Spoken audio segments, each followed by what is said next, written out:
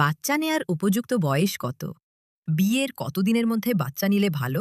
সাধারণত এই প্রশ্নগুলোর সোজাসাপটা একটা উত্তর দেয়া হয় যে ৩০ বছর বয়সের আগে বাচ্চা নিয়ে নিবেন। তবে এই উত্তরটা সবার জন্য সঠিক নয়। কারণ আপনি হয়তো ১টা, ২টা বা ৩টা বাচ্চা চান। কয়টা বাচ্চা চান তার উপর ভিত্তি করে বয়সটা ভিন্ন হবে। একটা সন্তান চাইলে যখন বাচ্চা নেয়ার চেষ্টা করা প্রয়োজন, ৩টা বাচ্চা নিতে চাইলে তার থেকে অনেক বছর আগেই চেষ্টা করা প্রয়োজন। আরও জানা প্রয়োজন আপনার সন্তান ধারণে সমস্যা হওয়ার সম্ভাবনা আছে কিনা।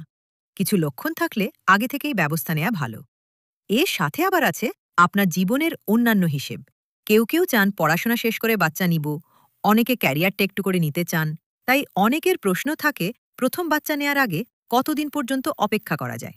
আমি এই ভিডিওতে সবকিছু বিস্তারিত বলে বলে বুঝিয়ে দেওয়ার চেষ্টা করব। এতে করে আপনার সিদ্ধান্ত নেওয়াটা সহজ হবে। প্রথমে বোঝাবো আমাদের বাচ্চা নেয়ার ক্ষমতা কোন বয়সে কতটুকু কমতে থাকে। তারপরই বলবো সন্তান নেয়ার জন্য কত বছর বয়সে চেষ্টা শুরু করবেন। সেটা ১, ২ বা ৩ সন্তান চাইলে কতটুকু ভিন্ন হবে। আর শেষে বলবো কোন কোন লক্ষণ থাকলে সন্তান ধারণে সমস্যা হতে পারে এবং এই ক্ষেত্রে কি করবেন। বাচ্চা নেয়ার ক্ষমতা কখন থেকে কত দ্রুত কমে? পুরুষের ক্ষেত্রে বয়স ৫০ হওয়ার আগে প্রজনন ক্ষমতা খুব একটা কমে না।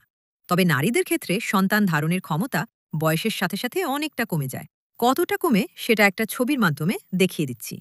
এখানে দেখতে পাচ্ছেন যে ৩০ বছর বয়স পর্যন্ত সন্তান ধারণের ক্ষমতা খুবই ভালো থাকে, আর ৩০ বছর বয়সের পরে তা দ্রুত কমতে শুরু করে। বয়সের পরে অনেক কমে যায়।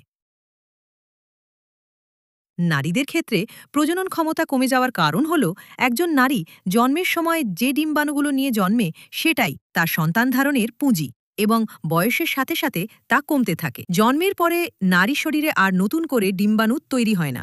জন্মগ্রহণের সময় প্রায় ১০ লাখ থেকে ২০ লাখ ডিম্বাণু থাকে। সেটা বয়স ৩৭ হতে হতে কমে দাঁড়ায় ২৫,০০০-এ। অন্যদিকে পুরুষ শরীরে শুক্রাণু নিয়ে জন্মায় না। বয়সন্ধিকালে শুক্রাণু তৈরি হওয়া শুরু হয়। একজন প্রাপ্তবয়স্ক পুরুষের শরীরে প্রতিদিন প্রায় ৩০ কোটি শুক্রাণু তৈরি হয়। এখন আপনার মনে হতে পারে ২০ থেকে ৩০ বছর বয়স পর্যন্ত তো নারীর সন্তান ধারণের ক্ষমতা প্রায় একই রকম থাকে, তাহলে ৩০ বছর বয়সে বাচ্চা নেওয়ার চেষ্টা শুরু করলেই হবে। ব্যাপারটা তেমন না। কয়টা বাচ্চা নিতে চান সেই অনুযায়ী আপনার আরও আগে চেষ্টা শুরু করা লাগতে পারে।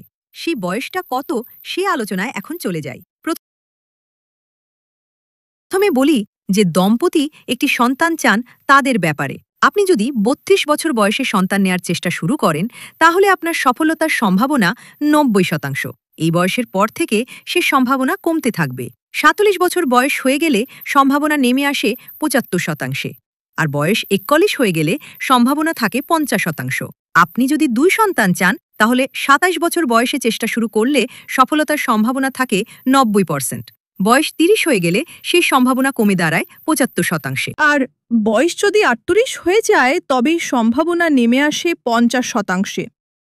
৩ সন্তানের হিসেবে যাওয়ার আগে কিছু বিষয় পরিষ্কার করে নিই। সন্তান গ্রহণের ক্ষেত্রে আপনি ৯০% সফলতার সম্ভাবনা চান নাকি ৭৫ বা ৫০% সম্ভাবনা চান, এটা আপনার সিদ্ধান্ত। গাইড হিসেবে বলি যে সকল দম্পতির কাছে সন্তান খুবই গুরুত্বপূর্ণ। নির্দিষ্ট সংখ্যক সন্তান গ্রহণ করার জন্য যা কিছু করা দরকার, যা কিছু ছাড় দেয়া দরকার, তারা সব করতে রাজি। এমন দম্পতি চাইবেন সেই বয়সে চেষ্টা শুরু করতে যাতে তাদের সফল হওয়ার সম্ভাবনা থাকে অন্তত ৯০%। আবার কিছু দম্পতি এমন হতে পারে যারা ২ বা ৩ সন্তান চান কিন্তু একদম সব ছেড়ে ছুড়ে না। জীবনে আরও কিছু বিষয় তাদের জন্য গুরুত্বপূর্ণ।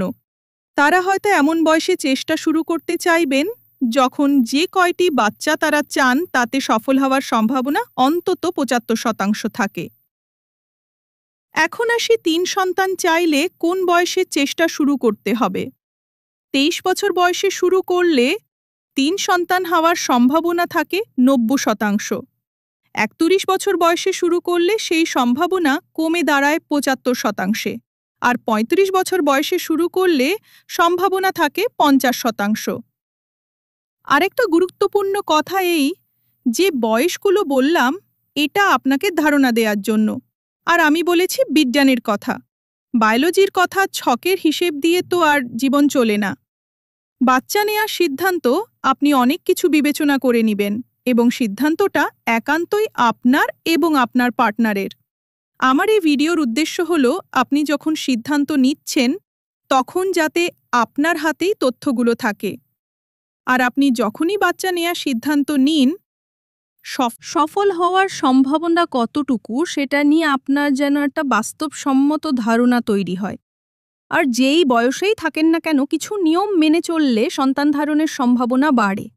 সঠিক সময়ে সহবাস করা, ওজন ঠিক রাখা, রোগগুলো নিয়ন্ত্রণে রাখা, ধূমপান না করা, এই কাজগুলো আপনাকে অনেক সহায়তা করবে।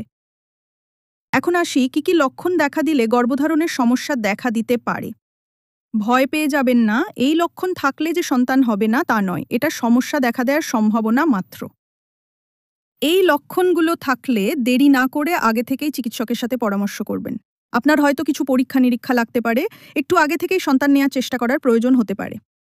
তবে এটা ভয়ের কিছু নয়। লক্ষণগুলো বলছি যে নারীর নিয়মিত মাসিক হয়, যদি সেটাতে কোনো পরিবর্তন আসে তখন তা একটা সমস্যা ইঙ্গিত করতে পারে। যেমন মাসিক যদি অনিয়মিত হয়ে যায়, কিংবা লম্বা সময় পরে পরে হয়, বা কয়েক মাস বন্ধ থাকে, তাহলে নারী শরীর প্রতি মাসে যে একটা করে ডিম ফুটে সেখানে হয়তো সমস্যা হচ্ছে। এটা পলিসিস্টিক ওভারি সিনড্রোম বা পিসিওএস রোগের লক্ষণ হতে পারে। এই রোগে নারীদের মুখে, বুকে, পিঠে অতিরিক্ত লোম দেখা দিতে পারে, ত্বক তেলতেলে হয়ে যেতে পারে, পিম্পল দেখা দিতে পারে। সবার সব লক্ষণ দেখা দেয় না, তবে এই রোগটা সন্তান ধারণের সমস্যা হওয়ার সবচেয়ে কমন কারণগুলোর একটি। মাসিকের সময় যদি অনেক রক্ত যায় বা তলপেটে খুব ব্যথা করে, সেটা জরায়ুতে ফাইব্রয়েড বা এক ধরনের টিউমারের লক্ষণ হতে পারে। এই টিউমার জরায়ুর গায়ে ডিমকে অনেক সময় বসতে দেয় না।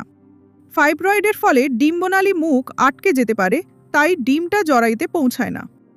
এইসব কারণে সন্তান ধারণের সমস্যা হতে পারে। আবার মাসিকের সময় তলপেটে অনেক ব্যথা হওয়া বা অনেক রক্ত যাওয়া এন্ডোমেট্রিওসিস নামে একটা রোগের লক্ষণও হতে পারে। এই রোগ অন্যতম প্রধান জটিলতা হলো গর্ভধারণের সমস্যা হওয়া। এমন আরও কিছু রোগ আছে যার লক্ষণ দেখা দিলে আগে থেকেই চিকিৎসা প্রয়োজন। লক্ষণগুলো একবারে বলে দিই। মাসিক অনিয়মিত হওয়া, 10 দিনের বেশি সময় পরপর মাসিক শুরু হওয়া, 21 দিনের কম সময় পরে মাসিক শুরু হওয়া, মাসিক বন্ধ হয়ে যাওয়া, মাসিকের সময় প্রচুর রক্তক্ষরণ হওয়া, মাসিকের সময় প্রচণ্ড ব্যথা হওয়া। তাছাড়াও আপনার যদি অন্যান্য স্বাস্থ্য সমস্যা দেখা দেয়, সেগুলো সন্তান ধারণের সম্ভাবনা কমিয়ে দিতে পারে। যেমন থাইরয়েডের রোগ। থাইরয়েড যদি কম কাজ করে তাহলে নারীর শরীরে ডিম ফোটা নিয়ে সমস্যা দেখা দিতে পারে। এই রোগের কমন লক্ষণগুলো হচ্ছে ক্লান্তি, ওজন বেড়ে যাওয়া, কোষ্ঠকাঠিন্য ইত্যাদি। অনেকেই জানেন না যে তারা এই রোগে ভুগছেন। তাই আপনার যদি মনে হয় যে আপনি কোনো একটা স্বাস্থ্য সমস্যায় ভুগছেন, একজন চিকিৎসকের সাথে পরামর্শ করে নেবেন। পুরুষের প্রজনন ক্ষমতা কমলে সাধারণত বাইরে থেকে কোনো লক্ষণ দেখা যায় না। বীর্য পরীক্ষা করলে বোঝা যায়। তাই অনেক দিন সন্তান নেওয়ার চেষ্টা করার পরেও সফলতা নাও আসতে পারে। আপনার সুস্বাস্থ্য কামনা করছি। শীঘ্রই আবার দেখা হবে।